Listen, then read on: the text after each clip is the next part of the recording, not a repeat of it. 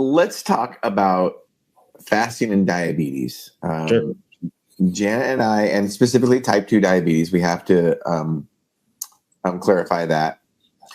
We have been told by patients that their doctors have told them that it's dangerous to fast when you're a type 2 diabetic. And one of the things, the markers I will say to somebody to prove that type 2 diabetes is reversible, because there are, physicians out there that tell their patients that type 2 diabetes is not reversible. Right. And one of the things I'll tell them, and I tell them, don't do this if you're on insulin, because you don't want to be hypoglycemic, but fast for 24 hours and see what happens to your blood glucose, and then tell me type 2 diabetes is not reversible. Right. So what do you got to say about that? Yeah, absolutely. I would say you are correct. So when typically the folks who should not be fasting and the ones who have diabetes are the type 1 diabetics, right?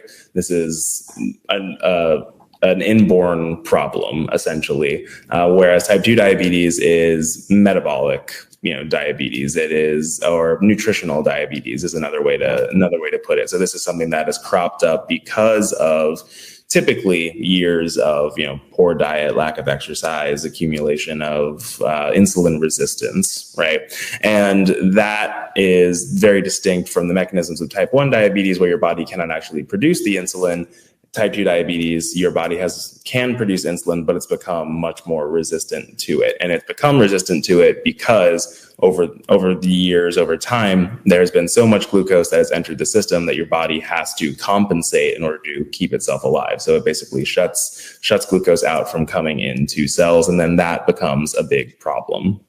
So yes, definitely. Fasting can be very beneficial for type 2 diabetes, if managed well, as long as it's medically supervised. I think that it's a great intervention. And yes, definitely a reversible condition rather than, a death sentence disease.